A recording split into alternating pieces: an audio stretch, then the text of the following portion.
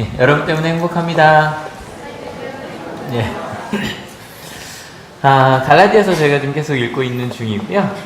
오늘 그 말씀의 제목은 하나님께 영광이라고 정해봤습니다. 근데 여러분 보통 하나님께 영광이라고 뭐 떠오르는 거 없으세요? 뭐 하나님께 영광을 돌립니다 이런 말 어디 많이 나오죠? 시상식에 많이 나오죠, 그죠?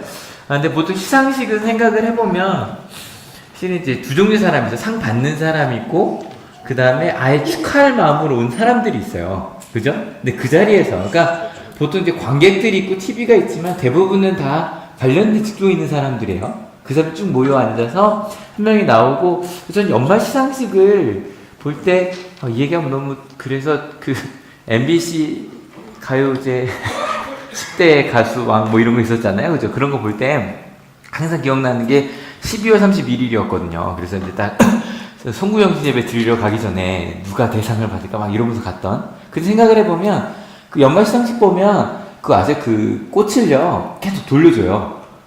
그러니까 꽃을 그렇게 10개 사오는 게 아니라 이 사람 줬다가 또 누구 줬다가 계속해서 그냥 지들끼리 좋아하네 라는 생각을 좀 하긴 했었거든요. 근데 거기서 누군가가 꼭 나와서 얘기하죠.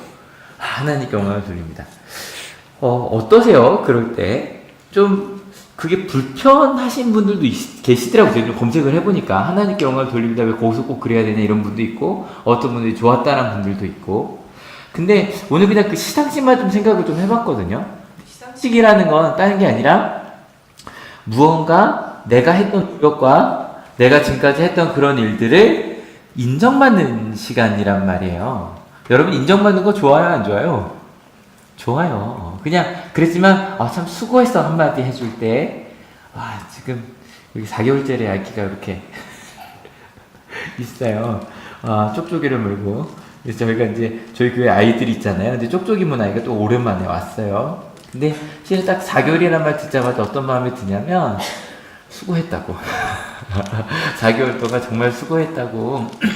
그런 마음들.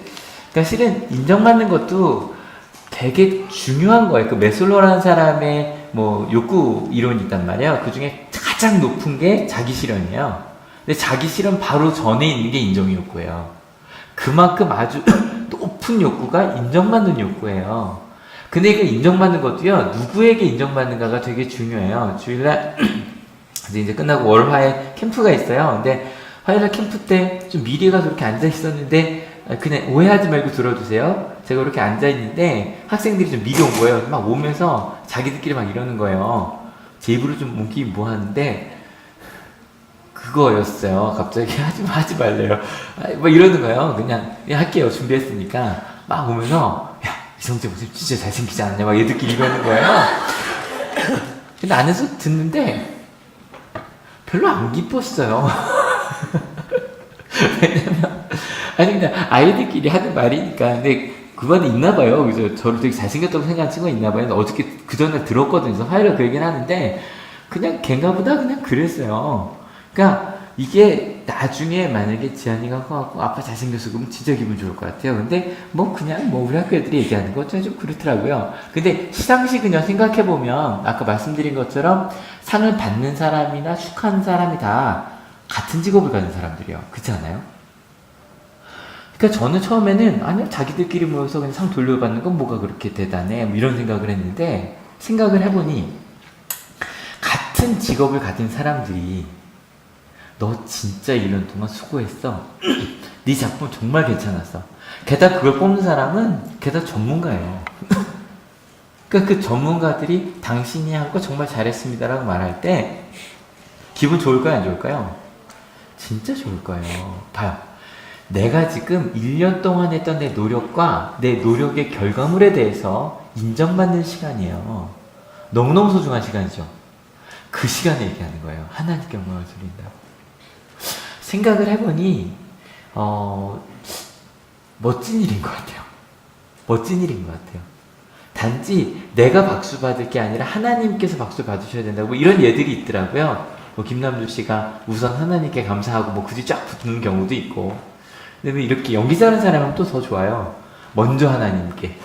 그러니까 항상 이게 두 종류가 있던데, 어떤 사람은 먼저 하나님께 돌린 사람이 있고, 어떤 사람은 그리고 이 모든 영광을 이렇게 하기도 하고. 그 다음에 뭐 뭐 김건 같은 경우도 뭐 해주시는 하나님께 감사합니다. 그 다음에 최강희 같은 경우는 꽤 신실한 크리스찬이요. 굉장히 우울증이 심했었고 그 죽음의 앞에서 하나님을 만나서 이렇게 돌아왔던 사람 중에 하나예요. 이 사람 간증이 되게 좋더라고요. 근데 최근에 봤던 이 하나님께 영광을 돌립니다 중에 가장 은혜 받았던 것이 우리나라 분이 아니었어요. 이게 작년 12월에 좀 많이 돌아다녀서 보신 분들이 계실 것 같아요. 老实说，就一个曾经拿过金钟奖的人来说的话， 대만이래요, 대만. 就一个从影40年的一个演员来说，我多么希望有更年轻的 이 사람 참 어떻게 번역이 조금 上一 이상한데 个台拿这个奖，那意味着是一种传承。其实他们都很棒， 자기 후배들에게 일단 영광을 돌리는 거야. 내가 이걸 받았지만 신이 당신들이 참 훌륭한 사람들이라고. 그 다음이 你们 중요해요. 都很棒，只是上帝拣选了我。我想一定有他的用意，可能让我上来说说话吧。与其我想了一下，与其跟大伙儿一样，那么千篇一律的谢谢这个谢谢那个，感谢是不用说的，每一个人我们都值得感谢。可是你们想不想听一些不一样的呢？ 그러니까 이것저것, 그러니까 감사할 많은 사람 중에 하나님을 넣는 이런 거 말고 좀 색다른 것을 해보겠다는 거예요. 근데 이 배우가 된 지 40년이 된 배우가 이렇게 말할 때는 조금 느낌이 다르더라고요. 그래서 거의 자기 그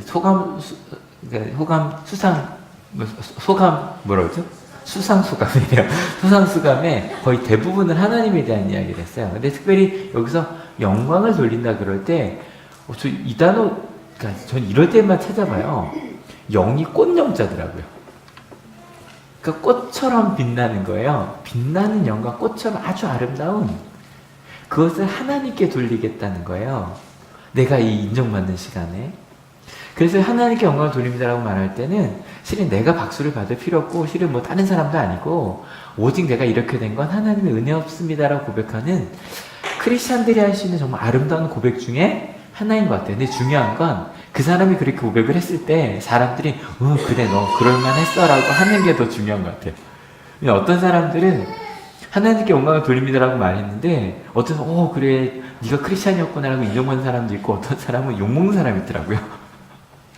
참 그럴 때가 좀 있어요. 근데 아무튼 근데 오늘 본문 말씀은 어찌 보면 내가 하나님께 영광을 돌립니다 정도가 아니라 사람들이 당신을 통해 하나님께 영광을 돌립니다라고 말하는, 어찌 보면 배우들이 상을 받고 내가 하나님께 영광을 돌립니다보다 더 한 단계 높은 고백이 나와요.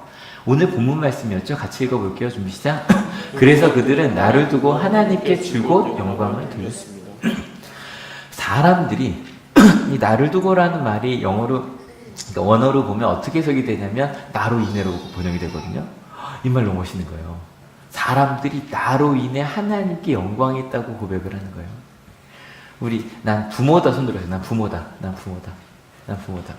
내려주세요. 여러분 나중에 내 자녀가 인정받아요. 저 4개월짜리 아이가 나중에 사람들에게 야 너 참 훌륭하다고 인정을 받아요. 심지어는 그거를 그냥 사람들 말하는 게 아니라 네 자녀가 그렇게 노력했던 거, 그 노력의 결과물, 그 삶 자체가 진짜 훌륭하다고 이야기해요. 부모님들 좋으세요? 안 좋으세요? 진짜 좋죠. 근데 그 순간에 자녀가 얘기해요. 뭐라 그러냐면 부모님 덕이었다고. 부모님 때문이었다고. 더 좋으시죠? 거기에 진짜 사람들이 생각해보니 맞는 것 같다고. 부모님 때문인 것 같다고. 실은 더 좋잖아요. 근데 여러분 혹시 아세요? 부모님만 좋지 않아요. 자녀도 좋아요. 왜냐면 많은 자녀들의 소원 중에 하나가 부모님께 어떤 사람이 되고 싶어요? 자랑스러운 아들, 딸이 되고 싶어요. 진짜 좋은 거예요. 나중에 그 생각해보면 어떨까. 사람들이, 지아니가 훌륭한 사람, 이건 잘 모르겠어요. 근데 나중에 저는 가족이 인정받았으면 좋겠어요.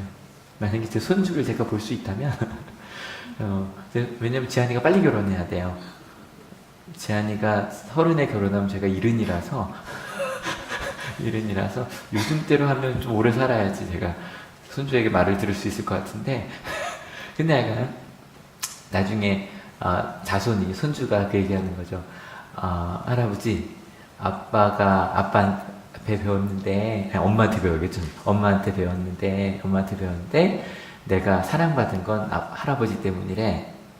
와 그런 말 들으면 진짜 행복할 것 같아요. 무슨 말인지 아시죠?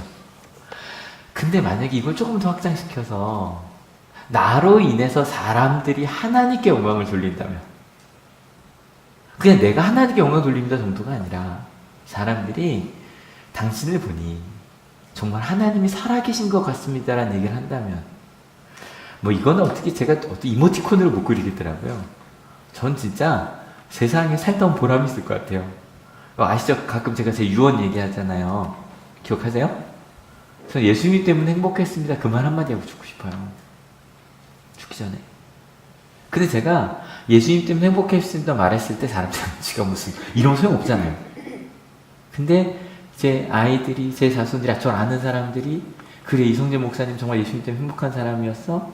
그런 행복은 정말 하나님 때문이었어 라고 말해줄 수 있다면 저 정말 그것보다 행복한 일은 없을 것 같아요.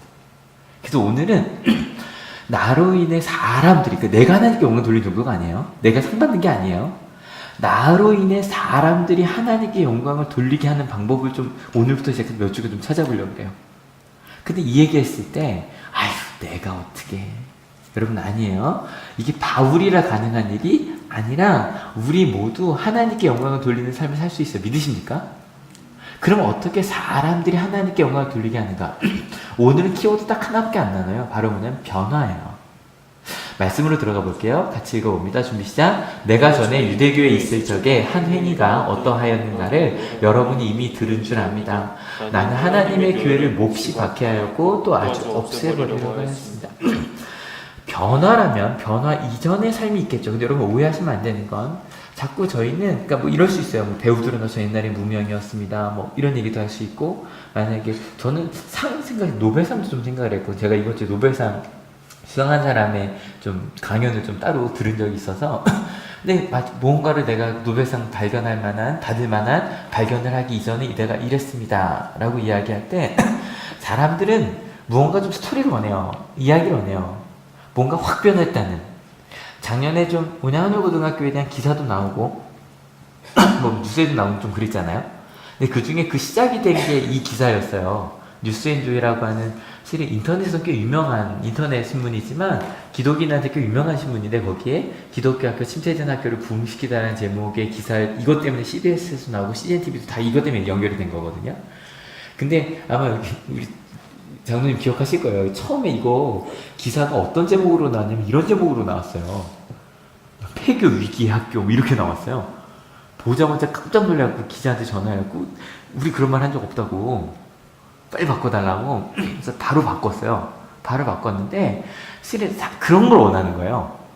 뭔가 끝장날 뻔했다가 바뀌었다는 그런 자꾸 스토리로 나니까 심지어는 그 CGN-TV 다큐 할 때도 장로님한테 그 PD가 와서 무슨 얘기를 했냐면 연기를 좀 해달라고 아침에 와서 막 굉장히 곤혹스러운 연기를 좀 해달라고 10년 전 연기를 좀 해달라고 그러셨었거든요. 그래서 여기도 보면 여기 상전벽해라고 나오잖아요. 근데 저것도 실은 바뀐 말이에요. 근데 이게 상전벽해라는 말이 이런 뜻이더라고요. 뽕나무 같이 바다로 변하는. 그래서 사람들이 정말 확 변할 수 있다라는 이건데 어떤 긍정적이나 부정적인 뜻은 없어요. 근데 무언가 많이 변했다는 얘기를 하고 싶은 거예요. 무언가 많이 변했다는. 근데 저는 우리가 하나님께 영광을 돌린 삶을 산다 그랬을 때 이런 상전벽해의 변화는 저는 필요 없다고 생각해요. 그런 걸 원하는 건 아니에요.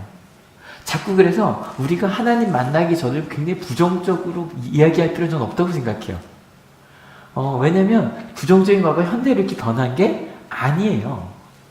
여기서 제가 이제 종교개혁 500주년입니다라는 얘기를 제가 계속 하면서 좀 이제 바울 얘기에서 루터 얘기로 같이 넘어가려고 하거든요.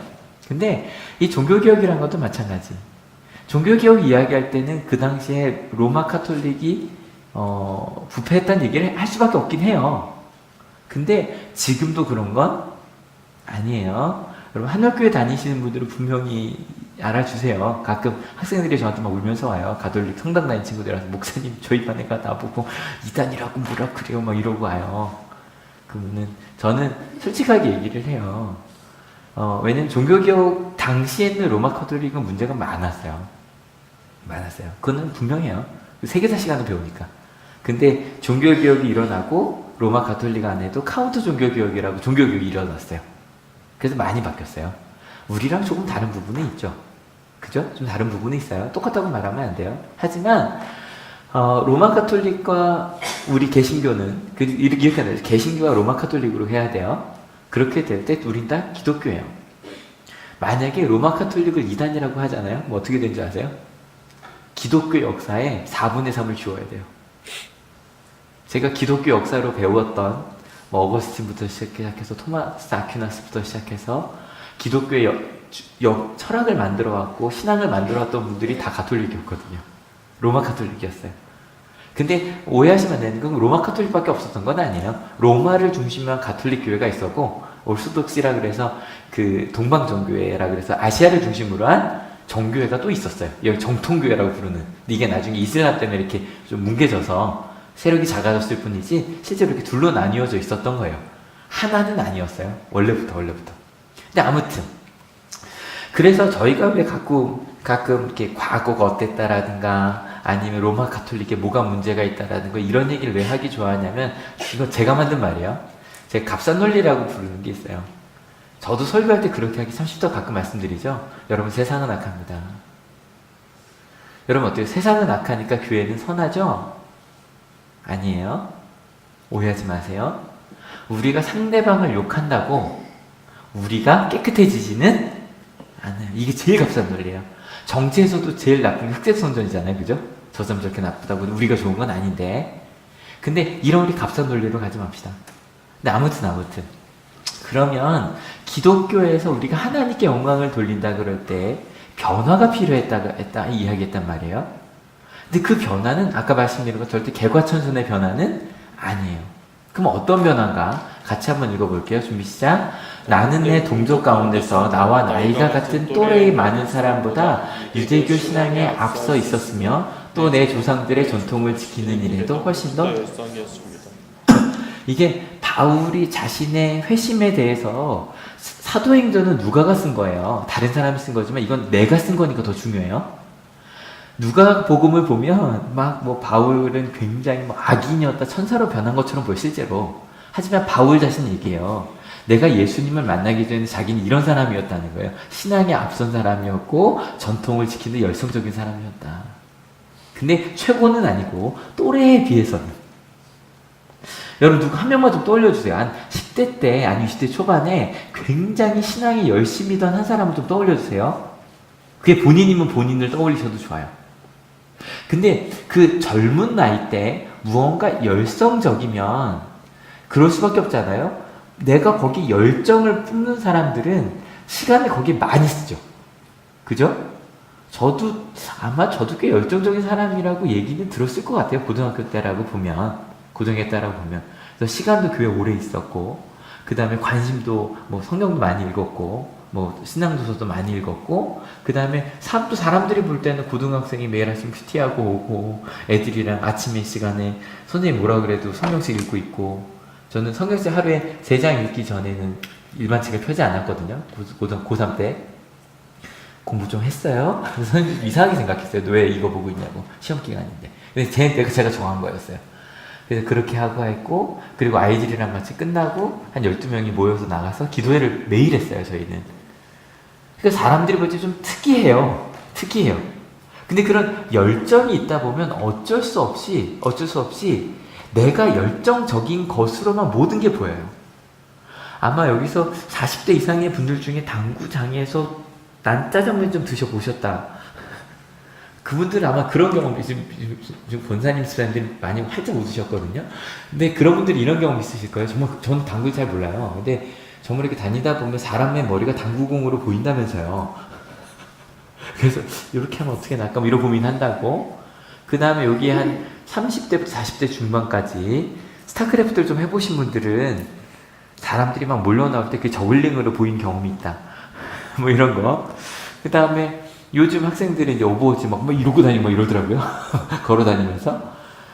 그리고 뭐 저는 아무래도 주변에 남자들이 많으니까 이런 경험이 많고, 아마 여자분들은 이런 경험 많으시죠. 그냥 막 뭐 보다가, 그 드라마를 보다가 저 옷을 검색해 본 적이 있다. 손 들어보세요. 드라마를 보다가 가방을 검색해 본 적이 있다. 뭔지 아시죠? 뭔지 아시죠? 그러니까 그런 것들, 그러니까 뭔가 내가 열성을 뽑고 열정을 뽑는 게 보여요. 이해가 되시죠? 제가 오죽하면 지난달에 카메라 마끼아또라고 제가 얘기를 했겠어요. 기억하시죠? 제가 얼마나 카메라를 좋아하면 조실을 끝날 때까지 그게 틀린 말이 몰랐거든요. 그러니까 이걸 좋아하니까 그게 보이는 거예요. 카메라 마끼아또라고 말을 하는 거죠. 그래서 실은 무언가 열정을 가지면 뭘 가지게 되냐면 관점이라는 걸 가지게 돼요. 그 위주로 무언가를 보게 돼요. 뜻을 한번 같이 읽어볼게요. 준비 시작. 사람을 관찰할 때 그 사람이 보는 입장이나 생각하는 각도 견지. 무슨 말인지 아시죠? 내가 가진 걸로만 보여요. 아마 그 아기 4개월 키우니까 그렇게 애기가 많은지 몰랐죠. 다니다 보면 진짜 많죠. 뭐 이렇게 이거 저도 그렇게 많은지 몰랐어요. 애기들이 정말 저희 아파트 저희 라인에도 진짜 많거든요. 그 전엔 몰랐어요. 관점을 가지면 보여요. 근데 문제는 관점이 모두가 같지 않아요. 달라요. 예를 들어서 다른 관점을 가진 사람 이렇게 한번 비교해 볼까요? 부모하고 자녀들은 관점이 같아요, 달라요? 많이 달라요. 부모님들은 아무래도 요게 좀 관점이 가요. 그리고 학생들은 여기 좀 관점이 가요. 근데 이게 뭐가 문제가 되냐면 성적을 중시하는 부모들은 관점이 글로 가면 자녀들이 친구와 함께 대화를 나누고 카톡을 하고 전화를 하는 게 쓸데없는 짓으로 보여요. 맞죠? 반대로 친구의 관계가 중요하다고 생각하는 학생들에게는 엄마가 시험 기간에 핸드폰을 꺼냐! 이게 친구의 그 소중한 우정을 무시하는 걸로 보여요. 맞아요, 틀려요? 맞죠? 그렇게 관점이 다르면 보는 것도 달라지고 생각도 달라져요.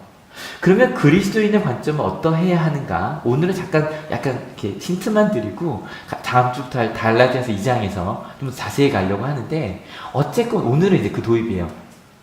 바울의 관점은 어땠냐면 유대교의 관점을 가지고 있었어요.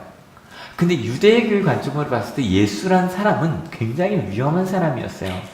이유는 단순해요. 왜냐면 전통을 위협하는 걸로 보였거든요. 이번 주 수요 예배 때 저희가 함께 나눴던 이야기 중에 예수님께 사마리아 여인과 대화하는 얘기가 나와요. 굉장히 위험한 거예요. 예를 들어 부모님 이런 생각해 주세요. 내 아이가 뭐라 그럴까요? 내가 싫어하는 부류의 사람들과 함께 어울리고 있는 거예요. 위험하죠, 위험하죠. 또 이번 주 금요일날 큐티 하신 분들 아실 거예요. 민수기에서 예수 하나님께 죽이라고 한 사람이 나왔거든요. 무슨 율법으로 어겼죠? 안식일 율법으로 어겼어요. 근데 예수님은 자꾸 안식일을 어기는 걸로 보여요. 그래서 아주 위험한 사람이었어요. 그리고 예수님의 제자들도 보니까 별로, 제가 그랬잖아요. 내가 하나님께 영광을 돌립니다 그럴 때 저 사람이 차라리 말하지 않았으면 좋겠는데 라는 사람들이었어요. 예수님의 제자들이. 세리들이었고 막 이랬어요. 여러분, 실은요, 제가 주일날 뭐 이 얘기를 요즘 자주 하게 돼요. 어쩔 수 없이 앞으로 몇 주 더 할 거예요. 주일 예배에 빠지지 않는 것이 그리스도인의 표지는 아니다라는 얘기를 제가 해요. 근데 이런 얘기가 위험하게 들리실 거예요. 왜냐면 그렇게 저도 어릴 때부터 가장 중요하게 배웠던 주일 성수가 중요하지 않다고 이야기하는 것처럼 보여요. 그죠? 그죠? 그리고 또 뭐 예를 들어서 교회에 여러 가지 계명들이 있어요. 이렇게 살아라고 하는. 그걸 중요하지 않게 말하는 것처럼 들리실 거예요. 실제로 어떤 분도 저한테 목사님 싫어. 목사님 저거 얘기한 거 녹음한 거 누가 보면 안 되는데 뭐 이런 얘기해 주신 분들이 있어요. 위험한 말씀으로 들린대요. 근데 이 얘기 전 앞으로도 조금 더 계속 할 거예요. 근데 아무튼 그 사람을 위험하다고 생각을 했단 말이에요. 근데 갑자기 그 예수님이 분명히 난 저 사람이 죽었다고 생각을 했는데 부활한 예수님이 날 찾아온 거예요. 그때의 일을 이렇게 기록해요. 같이 읽어볼게요. 준비 시작. 그러나 나를 모태로부터 따로 세우시고 은혜로 불러주신 하나님께서 그 아들을 이방 사람에게 전하게 하시려고 그를 나에게 기꺼이 나타내 보이셨습니다. 그때 나는 사람들과 의논하지 않았고 이게 바울의 말로 하는 게 이게 더 중요해요. 바울은 뭐라고 얘기하냐면 그 순간을 은혜로 나를 불러주셨다라고 얘기해요. 이 은혜로 불러주셨다는 말, 지지난주 설교를 들으신 분들은 기억하실 거예요. 이게 되게 중요한 말이에요. 제가 지지난주에 은혜와 평화 이야기하면서 보통 사람들은 평화를 구하죠. 샬롬, 평화예요. 그죠? 안녕하세요, 평화예요. 근데 이 바울이 이야기할 때 항상 은혜를 먼저 이야기하는데 그 은혜라는 게 뭐냐면 이런 거예요. 우리는 대부분 give and take를 사랑이라고 생각해요. 맞죠? 아니라고 생각하세요? 근데 심지어 하나님의 사랑도 give and take라고 생각해요. 맞아요, 틀려요? 내가 고개 저어주셔서 감사해요.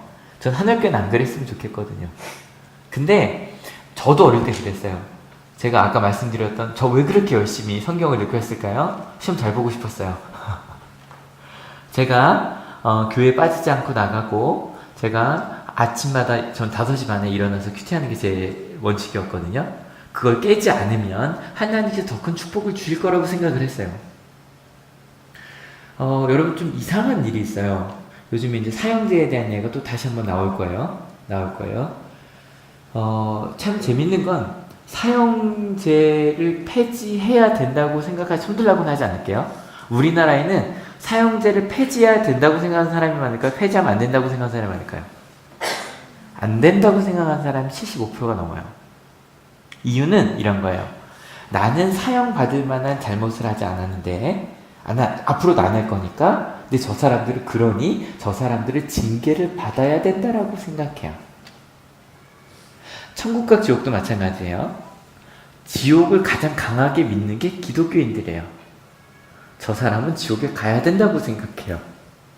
하나님의 사랑을 말하면서도. 왜냐면 하나님은 give and take가 분명한 하나님이라고 생각하거든요.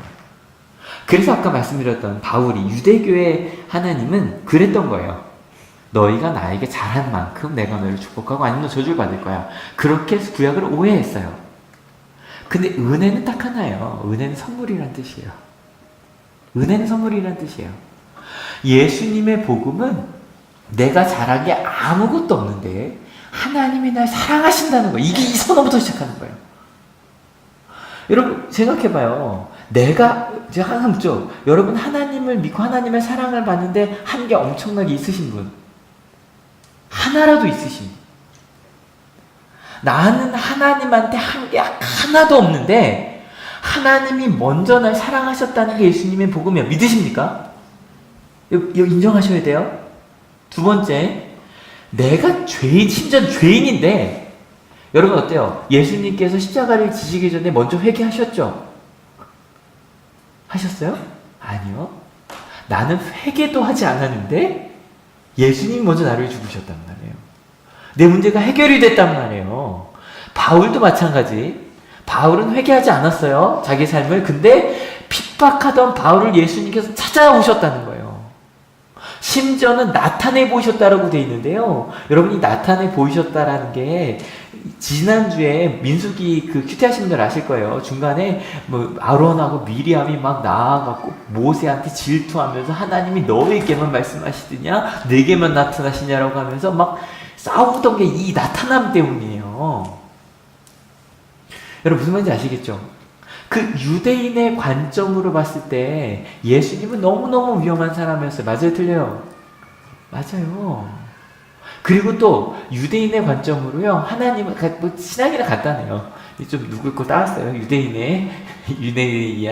유대인만을 위한 게 바로 신앙이었어요. 근데 여러분 여쭤볼게요. 혹시 우리 교회는 어떤가요? 우리 한올교회도 생각해보세요. 한올교회가 하는 일들은 혹시 우리 교회 사람들을 위한, 우리 교회 사람들만을 위한 것이라면 유대인이 생각하는 것과 크게 다르지 않다? 다르지 않은 거예요. 근데 예수님의 복음은 달랐던 거예요. 예수님의 십자가는 전혀 예수님과 관계없고 심지어 예수님을 핍박하던 사람들을 위해서도 내가 너희를 사랑한다고 선언한 게 예수님의 십자가였어요. 믿으십니까? 바울이 만난 건 바로 이 예수님이었어요. 그래서 그전에는 예수님이 위험해 보였다니까요. 이해가 되죠? 왜냐하면 우리의 율법이, 우리의 예배가, 이 주일 예배가 중요하지 않다고 말하는 것처럼 보였거든요. 근데 예수님의 관점으로 보니, 하나님의 관점으로 보니 좀 달라지는 거예요. 여러분, 하나님을 만나고 우리가 하나님께 영광을 돌릴 수 있는 그 키워드가 변화라 그랬잖아요. 무엇이 변화하는 건지 아세요? 우리의 관점이 변화하는 거예요. 근데 여러분, 오해하지 마세요. 그 관점이 이렇게 180도 딱 변하는 걸까? 우리가 바울의 그 회심에 대한 오해가 두 가지가 있어요. 첫 번째 뭐냐면, 바울이 결과천선했다. 정말 살인자였는데 갑자기 사람을 살린 사람이 됐다. 두 번째가 뭐냐면, 바울이 하나님을 만나는, 예수님 만난 순간에 그가 변했다. 여러분, 둘 다 오해예요? 바울은 그러지 않았어요. 개과천선한 게 아니라 원래 열심히 믿던 사람이었는데 보는 관점이 바뀐 거예요. 여러분, 우리도 한번 고민해 봐야 돼요. 나는 지금 나는 어떤 관점을 가지고 살아가고 있는가? 나 정말 하나님의 관점으로 살아가는가? 그 다음에 한순간에 변한 것도 아니에요. 그래서 저희가 수련회 가면 바울처럼 예수님 만나면 내가 변할 줄 알거든요. 아니에요. 그걸 바울 스스로가 이렇게 표현해요. 같이 읽어볼게요. 준비 시작. 또 나보다 먼저 사도가 된 사람들을 만나려고 예루살렘으로 올라가지도 않았습니다. 나는 곧바로 아라비아로 갔다가 다마스쿠스로 되돌아갔습니다. 3년 뒤에 나는 게바를 만나려고 예루살렘으로 올라갔습니다. 나는 그와 함께 보름 동안을 지냈습니다. 3년을 따로 지냈어요, 바울이. 그 3년간 바울은 뭐 했을까요? 전도하지 않았어요. 그러니까 사도행전에 나온 막 전도하기 전에 3년 동안 바울은 아마 이것을 했을 거예요. 저희 지난주에 제가 숙제 드린다 그랬는데 오늘 문제 낸다고 기억하고 계실까요? 하나님을 기쁘게 하는 신앙이 있는데 그게 구하다, 찾는다는 뜻인데 네 가지 뜻이 있다. 같이 읽어볼게요. 좀 시작. 열망하다, 인내하다, 물어보다, 추구하다. 바울은 3년 동안 하나님께 복음을 구했을 거예요. 첫 번째 뭘 구했냐면 열망하는 거예요. 내가 지금 무언가 내가 모르던 사실을 알게 됐단 말이에요. 기브 앤 테이크가 아니라는 걸 알게 됐단 말이에요. 그게 뭔지를 정말 알고 싶은 거예요. 그 기쁨을 알고 싶은 거예요. 그래서 기다리는 거예요. 3년을 내가 정말 이해가 될 때까지, 내가 정말 그것이 나의 복음이 될 때까지, 그리고 끊임없이 물어봤어요. 하나님께 꼭 본인 자신에게. 그리고 나서 추구하는 거예요. 근데 특별히 누구한테 물어봤어요? 왜냐면 기독교인이랑 같이 있었다고 안 했잖아요. 아마 뭐 한두 명 있었을 수 있겠지만 유력한 기독교인들은 아니었나 봐요. 근데 무엇에 물어봐 생각을 해보면 바울은요 구약 성경을 잘 알고 있는 사람이었거든요. 그래서 바울 서신을 보면 예수님에 대해서 구약을 끌어다가 설명한 얘기가 많아요. 정말 내가 배웠던 구약 성경과 내가 믿던 하나님과 예수님이 정말 같은 분이가 끊임없이 물었을 거고요. 무엇을 추구했냐면 내가 지금 살아가는 내 삶 속에서 그럼 난 어떻게 살아가야 되고 무슨 말을 해야 될지 끊임없이 물었을 거예요. 여러분, 이 삶이 우리 가운데 있었으면 좋겠어요. 그래서 첫 번째, 누가 열망할까? 저는 이 교회 처음 다니시거나 아직 하나님을 모르시는 분들, 내가 처음 교회 다니면서 내가 정말 하나님과 함께하기 원합니다라고 했던 그 열망을 여러분 다시 기억하시길 축원합니다. 여러분, 우리 모태신앙인들 어릴 때부터 교회 다니셨던 분들 왜 하나님은 내게 말씀해주지 않나 그러면서 살아가지 마시고 정말 하나님이 나를 통해 일하시는 걸 기대하는 여러분 되시길 축원합니다. 몇 년 동안 그랬다? 3년 동안. 그럼 3년이 끝나면 확 바뀌었죠? 아니요. 3년을 지나서 실은 하나님 나라가 그날까지 그는 끊임없이 관점을 바꾸기 위해서 노력했어요. 그래서 관점이 바뀌면 뭐가 바뀐다? 살아가는 삶의 방법이 바뀌어요. 그쯤 되면 그때부터 이런 말이 나오는 거예요. 복음으로 사는 사람이구나. 우리 표어좀 정말 저 사람은 은혜로 살아가는 사람이구나. 그 정도쯤 되면 성장한 크리스찬이라고 말할 수 있는 것 같아요. 그래서 여러분 오해하지 마세요. 바울은 혼자 있었다 그랬잖아요. 그 이유는 바울은 성경을 이미 너무너무 잘 알고 있는 사람이었어요. 그러니까 혼자 이걸 더 고민해보면 딴 사람들의 말에 휩쓸려 갈 테니까. 만약에 바울이 유대인 그리스도인들이랑 같이 있었다면 그가 이방인의 사도가 될 수 없었을 거예요. 그래서 좀 떨어져 있었던 거예요. 근데 그렇다고 그가 혼자 한 것만은 아니에요. 여러분 꼭 기억해 주세요. 절대로 혼자 신앙생활 하시면 안 돼요. 공동체가 필요해요. 아마 여기 성경을 내가 잘한다 그래도요, 바울이 3년 뒤에 찾아간 사람이 있어요. 누굴 찾아갔냐면 베드로를 찾아가요. 베드로를 찾아가서 보름간 15일간 무슨 대화를 했을까 생각해보면 실은 바울은 실제로 예수님께서 어떻게 사셨는지 알아요, 몰라요? 알아요. 왜 아냐면 여러분 싸우는 사람은 적에 대해서 잘 알아야 돼요. 그래서 바울은 아마 예수님께서 무슨 말씀하셨고 어떻게 사셨는지 잘 알았을 거예요. 싸우기 위해서. 그래서 3년 동안 묵상할 수 있었던 거예요. 하지만 직접 본 적은 없어요. 들어 아는 거예요. 그런데 베드로는 직접 봤잖아요. 또 베드로한테 내가 들은 게 맞냐? 내가 묵상한 게 맞냐? 끊임없이 물었을 거예요. 그리고 베드로도 마찬가지. 그럼 네가 고백한 예수님은 누구냐? 네가 만난 예수님 어떤 하나님이었냐? 끊임없이 물었을 거예요. 여러분 우리도 마찬가지예요. 여러분 복음서를 한번 정말 진지하게 읽어보세요. 내가 생각하는 내가 믿고 고백하는 예수님과 복음서 예수님이 다른 확률이 꽤 크다니까요, 여러분. 우리 실은 잘 몰라요, 예수님에 대해서. 그냥 고백만 하지. 정말 예수님이 어떤 분인지. 그래서 이들이 고백했는데 신양은 보름 동안 얘기했는데 결론은 뭐였을까요? 베드로가 기억한 예수님과 바울이 만난 예수님이 같은 분이다, 다른 분이다? 같은 분이라는 걸 고백해요. 여러분 이게 놀라운 거예요. 이게 놀라운 거예요. 예수님 직접 만나본 적도 없는 바울이 환상 속에서 주님을 만나고 그리고 나서 그가 묵상하면서 기도를 통해 만난 예수님과 직접 눈으로 봤던 예수님이 같았던 거예요. 그래서 그들이 어느 곳에 있었거나 사실 저희가 사도신경으로 신앙을 고백할 때 공교회라고 고백하죠. 그죠? 이게 캐톨릭 철치예요.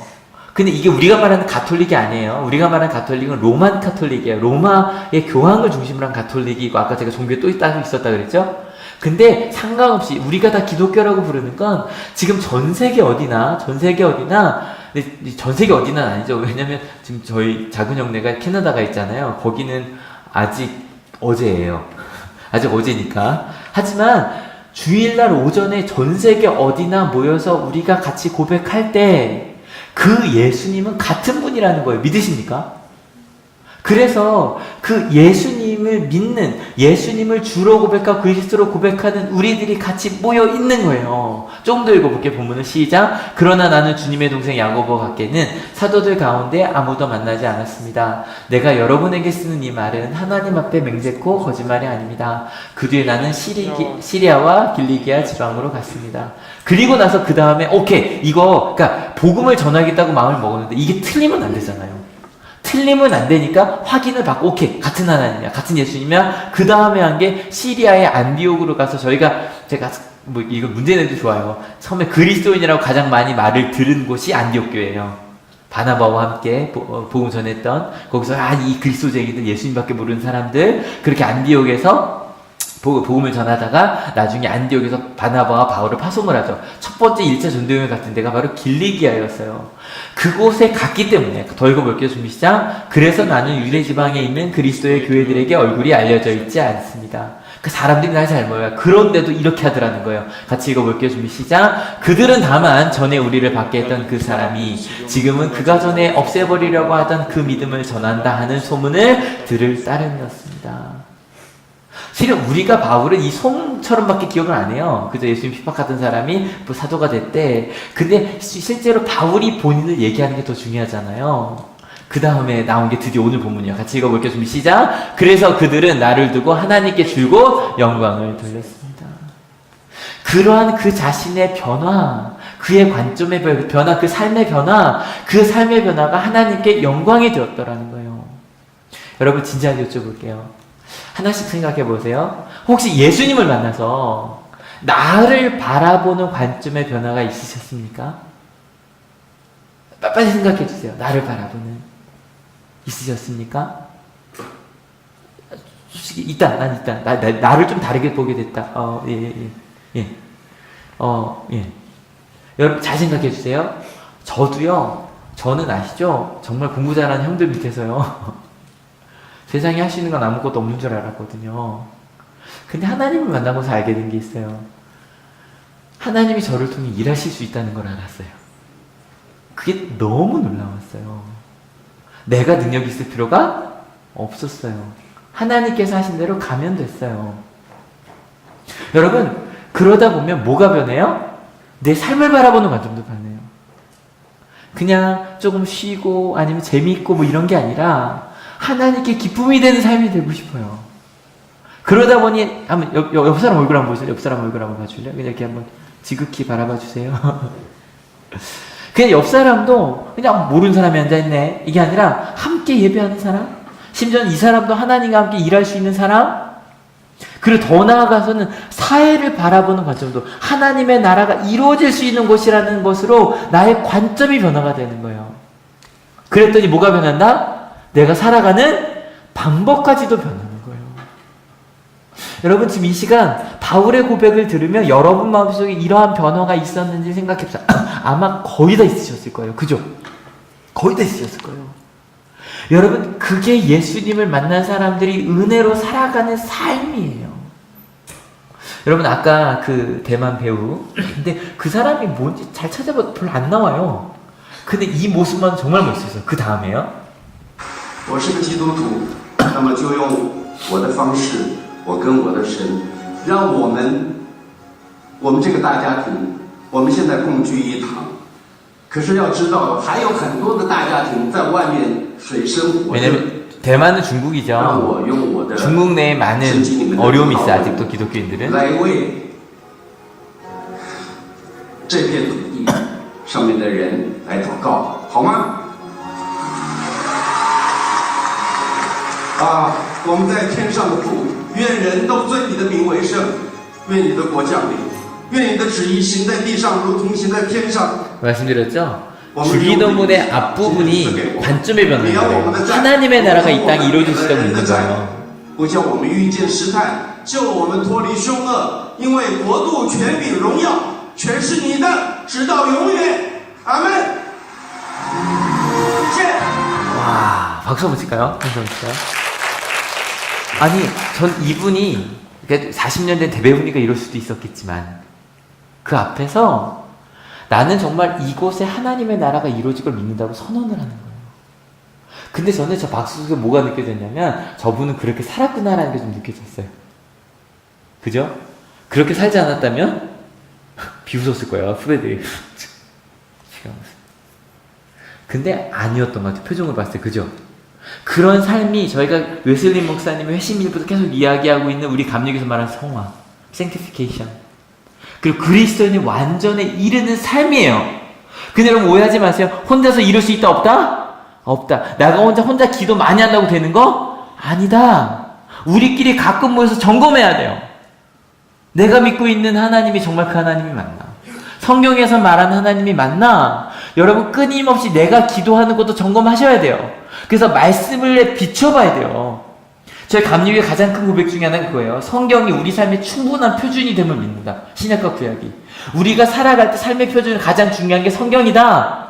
그리고 예배 시간을 통해 여러분 예배 오시면 그런 거 있으시죠? 내가 지금 잘 살고 있는가 크리스찬이 만나가 좀 점검이 되죠? 또 같이 나눔이 되면서 기쁨이 되죠? 아 내가 그렇게 살아야겠다 결단도 되죠? 그리고 나면 중요한 게 그걸 나눠야 돼요. 난 이런 하나님을 만났다라고 하면 야 나는 똑같은 본문에서 난 이렇게 느껴 넌 그렇게 만났구나. 와 기쁘다 감사하다. 우리 이렇게 한번 살아보자. 우리 아이들 이렇게 한번 키워보자. 우리 직장생활 이렇게 한번 해보자. 우리 고등학교 생활 한번 이렇게 한번 해보자. 우리 엄마로서 아빠로서 이렇게 한번 살아보자. 그 나눔을 통해 우리는 뭐 격려받는 정도가 아니라요. 하나님께서 우리를 이끌어주심을 경험할 수 있어요. 그게 지금 바울이 고백하는 내가 하나님을 예수님을 만나고 그 예수님과 함께 사도가 되는 그 과정이었던 거예요.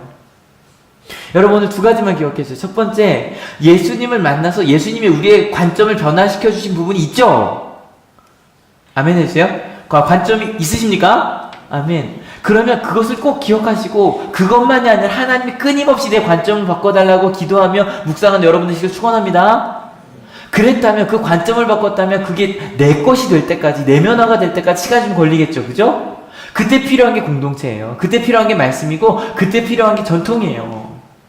함께 여러분 가운데 우리가 그 말씀대로 살아가려면 어떻게 해야 되는가? 그것을 함께 나누는 한올교회가 되길 축원합니다.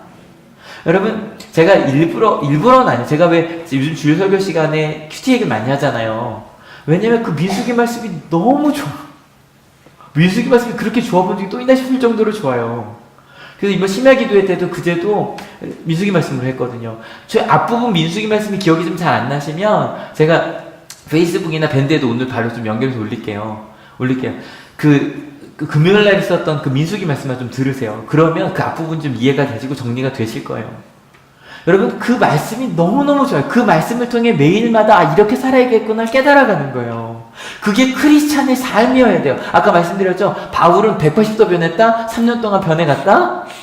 3년 동안 변해가는 거예요. 그리고 3년 그 이후에도 끊임없이 바뀌었어요. 사도행전 읽으면서 봤잖아요. 바울이 성장하고 있었다고. 여러분 기억하십시오. 기도하는 여러분 되시길 축원합니다. 제가 이걸 계속 보여드릴까요? 점검해달라는 거예요. 내 삶이 1, 2, 3, 4, 5, 6 가운데 지금 어느 정도 잘 가고 있는지. 두 번째, 가정을 말씀 위에 세우신 여러분 되시길 축원합니다. 세 번째, 항상 예배하는 우리 교회 됩시다. 그리고 여러분, 우리의 삶에서 제자로 살아가는 여러분 되시길 축원합니다. 그러기 위해서 그 믿음을 뭐 해야 된다? 제발 좀 쓰자. 그리고 좀 나누자. 여러분, 그렇게 하나님께 영광 돌리는 우리가 됩시다. 여러분, 우리 가운데 아까 그랬잖아요. 하나님께 영광이 되는 맨 처음 부른 거 할 거예요. 하나님께 영광이 되는 삶, 우리도 그렇게 갈 수 있습니다. 믿으십니까? 그래서 그렇게 하나님께 영광이 되는 삶을 살기 위해서 이번 한 주 내 삶에서 변화가 있었던, 근데 여러분 절대 그 변화가 뭐 조금 더 게으름에서 부지런해지고 그 정도의 변화가 아니에요. 관점의 변화가 무엇인지 좀 일주일 같이 묵상해 주세요. 그리고 좀 이따가 여성교회 남성교회 각자 모이시면, 청년부 모이시면, 청소년 모이시면 그 얘기 꼭 한번 해주세요. 오늘 말씀 들으셨으니까 나 예수님을 만나 이런 관점이 변했던 것 같아, 하나하나 좀 얘기를 해주세요. 그러면 그게 굉장히 큰 나눔이 될 거예요. 무슨 말인지 아시죠? 그리고 그렇게 살자고. 근데 그것 자체가 간증이 되고요, 그것 자체가 주님께 영광이 돼요. 하나님 기쁘실 거예요. 우와, 너 나 만나서 이렇게 변했구나. 그래서 오늘 시선이랑 찬양 같이 부르려고 그래요. 내게로부터 눈을 뜨는 거예요. 여러분, 제가 요거 좀 강조하죠. 제발 우리 한올교회의 신앙이 내 아픔과 내 어려움에 머물러 있지 않아야 해요. 안 왔으면 좋겠네요 라고 하려다가 안아야 해요. 그리고 하나님께로 돌리는 그 시선으로 가야 돼요. 그러면 내 앞에 문제가 있어도 하나님은 나를 통해 일하고 계세요. 믿으십니까? 이게 놀라운 거예요. 우리는 내 앞에 있는 문제 때문에 하나님이 안 보이거든요. 바울이 그거 받기는 한참 걸린 거예요. 그거 바꾸는데, 그 마음 바꾸는데. 여러분, 사랑은 give and take 아닙니다. 믿으십니까? 먼저 주는 것이 사랑입니다. 믿으십니까? 하나님, 우리가 무언가에서 우리를 사랑하신 것이 아니라 하나님의 사랑 때문에 우리가 하나님을 예배하고 있는 겁니다. 믿으십니까? 그걸 제발 좀 받아들여 주셨으면 좋겠어요. 그리고 나서 우리의 신앙이 어떻게 바뀌는가 좀 봅시다. 우리의 신앙이 어떻게 바뀌는가 좀 봅시다. 예배 빠지지 않으면 하나님이 축복할 것입니다 라는 말에서 하나님의 사랑을 알게 함께 예배합시다로 어떻게 바뀌어가는지 우리의 삶을 한번 봅시다. 정말로 그걸 한번 우리 마음속에 한번 봅시다. 그렇게 바라보는. 그래서 이 찬양 뒷부분이 그렇게 돼요. 주님의 영광이 임할 때 내 삶이 주의 역사가 되고 이 세상에 하나님의 나라가 된다고, 그 나라를 꿈꾸는 찬양하는 우리가 됩시다. 찬양하시겠습니다. 내게로부터 눈을 들어 주를 보기 시작할 때 주의 일을 보겠네. 내 작은 마음 돌이키사 하늘에 꿈꾸게 하네. 주님을 볼 때 모든 시선이 주님께 드리고 살아계신 하나님을 느낄 때 내 삶이 역사가 되고 하나님이 일하기 시작하는 모든 시선이 주님께 드리고 살아계신 하나님을 느낄 때 내 삶은 주의 역사가 되고 하나님이 일하기 시작하네. 여러분, 오늘은요, 어찌 보면 앞으로 이야기할 갈라디아서 이야기에 좀 도입을 하는 시간이었어요. 그래서 여러분 마음속에 기도하실 때 나의 신앙생활의 시작을 좀 묵상하시면서 기도해 주셨으면 좋겠어요. 하나님, 저 예수님 처음 만났을 때 저 교회 생활 그냥 모태 신앙인으로 그냥 아무 생각 없이 교회 다니다가 제가 예수님에 처음으로 질문을 하게 됐을 때 제 마음속에 이런 것들이 시작이 되었었습니다. 하나님, 잊지 않겠습니다. 관점의 변화, 세상에서 하나님으로 내 관점이 이렇게 변화했었는데 하나님 그것이 얼마나 기쁜 일이었는지 다시 한번 깨닫게 하시니 감사하다고, 내가 그것을 내 삶의 변화로까지 이끌어 가겠다고, 그렇게 같이 감사하며 고백하며 또 마음속에 숨어있던 거 찾아내는 시간 되기 원합니다. 같이 기도하시겠습니다. 하나님 감사합니다. 아버지, 하나님을 처음 알게 되었을 때, 하나님을 처음 내 마음에 품게 되었을 때, 하나님의 사랑이 내 가운데 있음을 알게 되었을 때, 세상은 너는 무언가를 해야만 사랑받는다고 이야기했는데 내가 사랑받을 수 있다는 것이 믿겨지지 않았었습니다. 그런데 말씀을 읽으며 교회를 통해, 예배를 통해 정말로 내가 아무것도 하나님께 한 일이 없음에도 불구하고 사랑을 받았다는 것을 알게 되었습니다. 느끼게 되었습니다. 하나님 우리 가운데 함께하여 주셔서 하나님이 내게 주셨던 그 관점의 변화, 사랑의 변화, 나를 바라보는 인식의 변화, 삶을 바라보고 세상을 바라보는 그 인식이 변화하고 있는, 또 변한 아버지 그것을 잊지 않게 하시고 아버지 그것을 발전시켜서 우리 자녀들에게 그 바뀌어진 삶을 보여주는 저희 모두가 다 될 수 있도록 주님 인도하시고 함께하여 주시옵소서. 아버지 우리 이제 세상을 바꾸어갈 사람들입니다. 근데 그 바꿈은 바로 이 관점의 변화로부터 시작합니다. 아버지 그 하나님의 사랑을 알기에 믿기에, 그리고 그것을 서로 확인하는 저희들, 하나님께서 한 분 하나님이시고 예수께서 우리 가운데 함께 하신다는 것 사람에게 경험하는 저희 모두가 될 수 있도록 주님 인도하시고 하여 주시옵소서. 예수님의 사랑을 처음 느꼈을 때를 떠올려 봅니다. 믿기지 않았습니다. 예수님께서 나 같은 것을 사랑하신다는 것을, 나 같은 것을 사랑하신다는 게 거짓말인 줄 알았습니다. 그냥 그렇게 말로만 하는 것인 줄 알았습니다. 근데 예수님을 말씀 속에서 처음으로 느꼈을 때 그게 거짓말이 아니라는 것을 알게 되었습니다.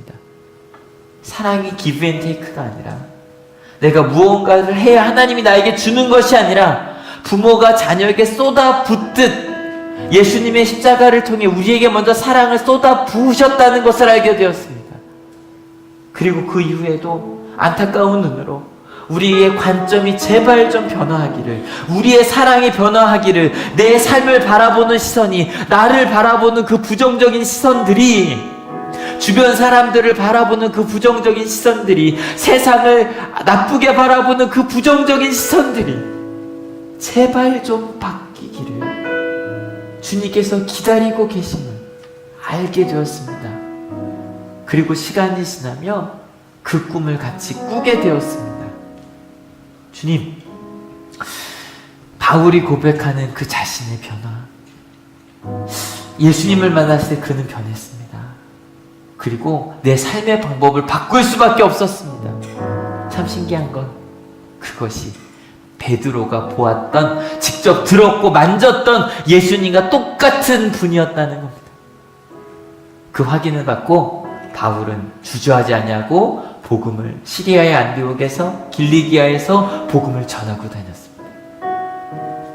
주님, 그것만으로도 사람들은 하나님께 영광을 돌렸습니다. 하나님, 저희도 그렇게 변해가고 있습니다. 내 마음의 관점의 변화를 바라보겠습니다.